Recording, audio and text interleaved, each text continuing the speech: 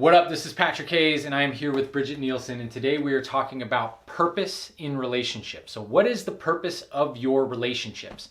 What's the purpose of relationship in general? So we're going to dig into this topic. We're going to talk about what our beliefs are, what we choose as our purposes in our relationships, and then we're going to talk about some really useful frameworks. So if you stick around in the end, you'll get some really useful frameworks for how to intentionally create purpose in your relationships in a way that's going to help you be more fulfilled, both as individuals, but then also as couples in relationships. What have you learned so far about the importance of creating a purpose in your relationships? Yeah, I would say that it's essential. It's absolutely critical to have some kind of formal, conscious, mutual intention and purpose between the two parties involved. I mean, it's like starting, I mean, you said it as we were preparing for this video, like the idea of a mission statement. Mm-hmm. It's like, we need to have, like, a business has a mission statement. Like, why wouldn't a relationship have a mission statement? Mm-hmm. And if not, if we don't do that, then we pretty much just fall into the old collective patterns, different energies that we felt growing up, or things that we saw on TV or movies that are all very dysfunctional, really, and not fulfilling. And so if we just don't have it, then the unconscious, like, kind of neural pathways and patterns of what relationships are and different dynamics, we just fall into that. So it's not very helpful. Absolutely. And then mission statements. You're talking about a mission statement, yeah. But if we're not conscious of what we truly want, then how do we actually create a mission statement? Yeah. And see, this is the tricky thing. A lot of people don't have a mission statement. It's funny we're using that term for relationships. People don't have a lot of purpose in their relationships. They don't have an agreed, communicated purpose for their relationship because they don't necessarily know what they want within themselves, or what they do want isn't something that they feel very good about sharing. In other words, people could have a lot of the purpose of their relationship might be, well, I want this person to do this thing for me. I want this person to uphold a certain ego identity that I have. Or I want this person to be my sex slave. Or I want this person to whatever. They could have all of these kind of darker purposes that isn't something that they would consciously share with someone else. So therefore, it's really hard to come to a clear and honest relationship purpose or mission statement. Yeah. Because we have to be honest with ourselves first. You know, it's like, oh, I'm just in this relationship for security, or I just want this thing out of it, you know, I just want someone to listen to me, or whatever it is. So yeah, it's very key to just become very intentional about that. And then you talk about it in, like, through the counseling idea, is that both people agreed to it and share it with each other in their own terms. Can you talk about that? Yeah, so definitely. See, what's really critical is if you're going to come to a transparent and clear consensus in as far as what your purpose is in your relationship, it's absolutely critical that you're able to express in the other person's terms what it is that they value, that they intend, and what their boundaries are. So you have to have enough clarity in yourself to actually express that to the other person. So, like, what is it that I want out of this relationship? What would I like to see this relationship blossom into? Which turns you to the deeper question, what would I like to be in my life? Who would I like to be? What's the person that I would like to be? What kind of life do I want to live, right? And how can I come together with somebody else to support me in that? And am I willing to support somebody else in seeing their wishes come true as far as who they want to be in their life, right? So when you can answer that question within yourself, like, yes, I do want to connect with somebody. I do want to help somebody else become their best self. And I have an idea of what it means for me to become my best self. And you can explain that to someone else. And then that person can explain back to you in your own terms what your intentions are. And you can do the same thing with them. Then you have, like, a clear foundation for being able to create a clear purpose that is a consensus between the two of you that then has promise in the future. Definitely. Yeah, it's so critical. What would you say is some of the really important foundational pieces that we've put together in our relationship purpose, or in any kind of relationship purpose that you've created with anybody in your life? Yeah, good question. I mean, first and foremost, it is to support and encourage and empower the ultimate expression of the other. So it's definitely like, how can I support you in being your best person, spiritually, like in every category of life. And so that's very much so a part of it. And then when that is kind of upheld, then that naturally makes it that then if we're our best person and we've supported each other in that, then we together are like really amazing and tight. And even within like the togetherness piece of our intention around our relationship, it's that we create like the highest, most synergistic, uplifting vibration, like upward spiral that we talk about, to then create like a framework that's even better for the collective in general. Because the idea is we came from this background of living together in community, and it's like, okay, can we be our best person apart? Can we be our best person together? And then when two people can actually be their best people together, then that can create an even better like magnification of energy like within the collective and within each other. So I think that's a lot of like what we've been working on together. And I've noticed in my other relationships within my life, I've had to very much so clarify in different family relationships or friend relationships. It's like, hey, like some of these old patterns of drama come up, or like bad talking or just negativity, and I'm like, I don't actually do this, you know, like it's okay to express yourself as long as you're working through it, but otherwise it's just kind of like polluting and projecting in the field. And something that's really important also to pay attention to is that, you know, if you're creating a romantic relationship, in order for you to be capable of having a functional romantic relationship where you're truly empowering the other person to be the greatest expression of themselves, you have to be willing to not have a relationship in general. In other words, like if it's actually best for the other person or for yourself in on the mission of expressing yourself to the fullest and being your greatest version of yourself, if it's better for you or the other person to not be in this particular relationship, this doesn't mean that the other person, because the other person doesn't have the right intention for you, but because maybe the other person can't actually support that, then you have to be willing to walk away from the relationship, right? So it's a very non-attached kind of approach, right? You have to be stable on your own in order to come together and create synergy. If you're not sovereign and stable on your own, then you can't have a synergistic relationship. And part of being sovereign and stable on your own is being okay on your own and being okay with walking away from the relationship. Not that you would prefer necessarily to walk away with it, but being okay with walking away from it and then choosing to come back together, not feeling compelled that I need to be with this other person. And one of the things that ruins tons of relationships is an over neediness. It's like an attachment, a clinginess, like I need this person in my life. And if that is in any way puppeting behavior in relationships or puppeting intentions, it is going to take the relationship down, or at least cause a lot of destruction in the relationship. Definitely. That's a huge point, because like there's many of times where we make sure that we are like, we have to fulfill ourselves first. And of course, relationships can be fulfilling and amazing, and it can add to your happiness because we're human, and because connection and touch and hearing and collaboration and love are like absolutely beautiful things. Like that's actually one of the reasons that we come together.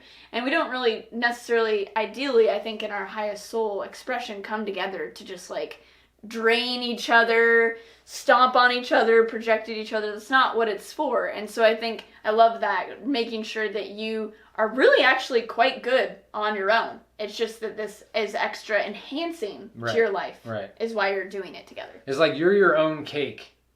Your partner can be the frosting, but you're your own cake, right? So you got to bring the cake to the table. In other words, you got to be okay on your own. The other person can compliment you, but it's not the purpose of your life isn't about this other person, or your happiness is not dependent on the other person. So like you are your own cake. The other person can be frosting and be an extra flavor of frosting on top. But if you have nothing without the other person, then there's going to be this neediness that is going to destroy the relationship. So it's really about coming to the relationship full, and when both of you are full, you can create synergy where you create something that's greater than the sum of both parts when you come together. But on your own, you're still stable. And this is absolutely critical for any relationship to actually work out. Yeah, and one of the things that's very helpful about this, when things do come up, or you're feeling maybe more negative, or like things are arising, the thing that's great about having this like higher template, like this higher goal, is that if your partner is allowed in a very conscious and constructive way to like point out and be like, hey, you're actually not on path. You're not like where you said you want to be. Mm-hmm. You're not where you said we want to be.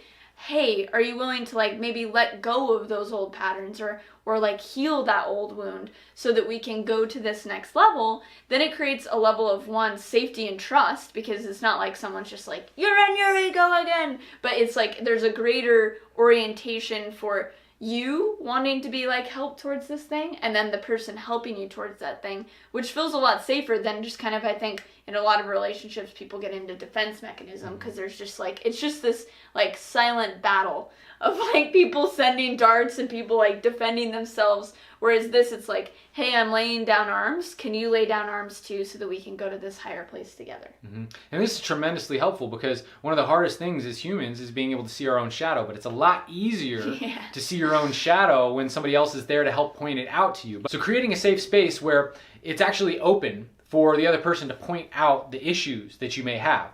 This creates a space where, you know, and if you trust the other person, trust is obviously really important, but you trust the other person, we've created a safe space where, you know what, if I'm doing something that's out of alignment, then please point it out to me. But what's really critical is what is out of alignment in that other person's own terms. Meaning that if you're pointing out what's out of alignment in somebody else for your own benefit, purely for your own benefit, then the issue you're going to have there is you're trying to get them to live up to your values. But if you truly understand the other person's values, and then you can point out in their own terms how what they're doing is out of alignment with what they're intending to do, then you're actually servicing them on their own path of further self-expression, right? As opposed to trying to make them conform to who you want them to be. So this is why it's absolutely critical that when you're coming up with the frameworks and the foundation for what your purpose is as a couple, that you can explain in each other's own terms what it is that their goals are as a human being in their own evolution, so that you can support that in their own terms and then honor that. Don't try to change the person to be whatever you want them to be so they become a puppet of you. Actually, support them in being their best person. Support them to be their best self, right? Then you guys both have respect for each other to the point where you're not going to encroach on each other's boundaries. So there's clarity about what each other's boundaries are too. But ultimately it's about supporting the other person as best as you can and knowing that they will do their best to respect your boundaries. And that naturally creates this like overflow of appreciation and love from the person, say like having the challenge or whatever, that in that greater upliftment, like for us, it's like, oh my gosh, there's so much more respect and love because you have helped me so many times just unconditionally towards my own growth, that then that gets poured back into like the pool of like the relationship energy and builds that together as well. Mm-hmm. So that's really helpful and amazing. So what things can you suggest as far as creating intentions in relationships? Yeah, so I think it's important to clarify, of course, first what you want the relationship with the other person to be, so that you can know where it's going. Oftentimes, if you're at this point where you actually do need to focus on and create a relationship intention with a person, then that means that there's something probably that's off. And so it's important to go, okay, you know, I don't have to necessarily go down these drama paths or these negativity or these certain things. So clarifying what you want in the relationship dynamic first is really important to start with. A great way of approaching it is asking them, you know, make sure it's the right time and place and you're doing it, you know, in the right context. But ask them, what is it that they would like most in their life? How would they like to be most? What kind of person do they actually want to be? And then hear them out fully and then repeat back to them the kind of person that they want to be until that they feel like you really understand what they're talking about. And then offer to support them in that. Right? And this is just a gesture of, listen, I hear who you are and I hear who you're trying to be and I hear your mission, I hear the person that you want to be, and I'm here to support you in that. And I know what it is, now you know that I know what it is, and I'm letting you know that I'm here to support you in that. And that gesture right there oftentimes will initiate the same kind of response to be reciprocated. It doesn't always need to, and you know, if it's a relationship where the other person can't reciprocate that, you can still uphold that side of the bargain, but do it from within a safe proximity. In other words, you don't have to over-involve yourself in the relationship, but when it does come to, you know, the small amount of time that you spend together, you can still give that to that person. You can still hold that image for who they want to be. And for those deeper relationships, you will oftentimes see this reciprocated by that person, and that this can stabilize a new level of purpose in your relationship without having to create like an awkward situation. It also can help to try to do it over some sort of activity. Instead of saying like, okay, let me sit this person down and ask them this question, it creates kind of like a weird situation. It's like, hey, I needed some help moving some boxes, or do you want to go play catch, or do you want to go do something? And then while you're doing it, kind of let it organically come up. And this can kind of make it less of like a on the spot situation and make it feel more natural. And honestly, these kinds of conversations, you know, you can have them with just about anybody. Very simple, but it can totally change the dynamic of the relationship in a way that is very just natural and flowing. So it's a great way of being able to, you know, kind of ease into that. So is there anything else you want to talk about or bring up on this topic? So I think it's just the idea of allowing extra grace once you have clarified the intentions for your relationship purpose, which is sometimes even after you've created the intention, the purpose, things can still be coming up for people, and like the repetitive patterns that you're like, oh my god, this again, those kinds of things can continue to come up because we're working on these things. We're working on shifting these beliefs, letting go of resistance, these types of energies. And when they come up again, the thing that has helped me in community and in relationships is if the person is willing, this goes for you too, like if you're willing and the other person's willing to work on those things, to let go of those patterns, to let go of that resistance, that is essential. And if that's in place, for some reason in the field dynamics, like it's like, okay, it's being worked on because it's conscious then, and there's movement towards resolution. Yeah. It gets tricky when it's like, if the person's not willing to work on it, or they're just not, like you're seeing them not move in that direction, then it is going to continue to maybe be a problem. But if they are working on it, just know that that actually can help release that energy for you, and you can support them in that transition. Absolutely. Yeah, when people aren't working on stuff, oftentimes then, you know, their own issues, they start blaming other people for it because they're not willing to look at it in themselves. And that just causes a lot of drama in the relationship. So ultimately, when both parties are like, listen, like I'm open if I'm doing something that's out of alignment with this person that I'm saying that I want to be, point that out to me, and I'm willing to work on that. And then when you see that person actually taking steps to work on it, it diffuses the charge that those things normally have on you. So you're not like as upset about it. Whereas when you see somebody that's not working on their stuff and keep running into the same problems over and over, they kind of drags you through the mud with them. So in those kind of relationships, that's where you set a healthy proximity and you spend a healthy amount of time around that person. You don't get too involved with that person. But with those relationships that are your deep relationships where you really want to go deep and really utilize them for your own greater development, you have to have a clear, open space where the person can bring up issues, and when somebody's has an issue that they're not aware of,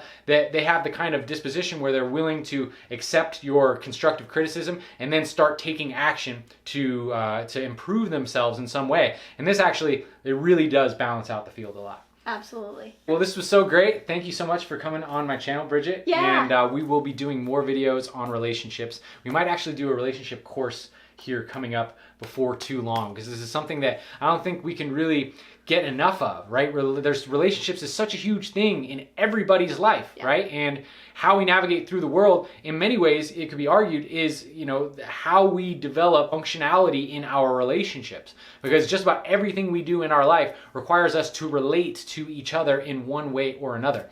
So thanks so much for tuning in. It was awesome to have you here. If you have any questions or comments, put them in the comments below. If you'd like us to make more videos on relationships and you have a specific topic you'd like us to cover, please put that in the comments below. And we are super excited to keep coming at you with awesome content. So we'll talk to you next time. One love. Bye.